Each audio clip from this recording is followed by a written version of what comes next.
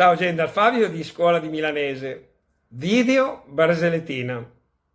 Barsellettina un po' ironica, vuol dire, perché se fin da nessuno anche se parli di Dio sia anche in un po' di ordureggia, ma in sì per ridere un po', senza offesa per nessuno, ma in maniera particolare dedicata a quei, e in tanti, che gli piace miutare i parole straniere.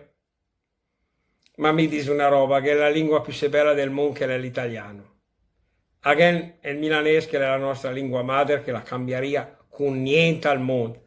Again, ne dà proprio a adoperare parole che straniere, ma per l'amore del Signore, con tutto il rispetto, che sia ben chiaro. Ma la semi i so parola a loro e noi se teniamo i nostri, almeno mi la pensi insieme. Specialmente se chiami queste parole lì.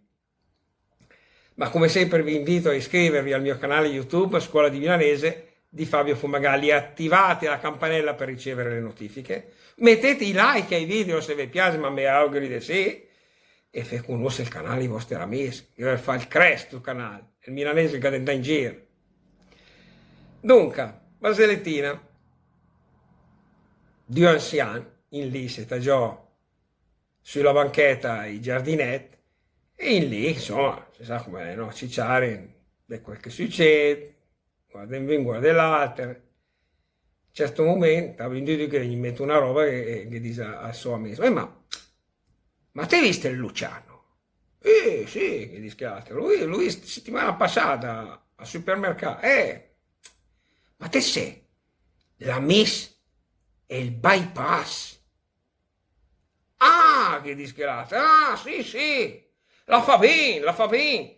Pensa come le comode, Quante riete al casello dell'autostrada. Le esci comodo perché se no ti riesci mai a trovare la moneta.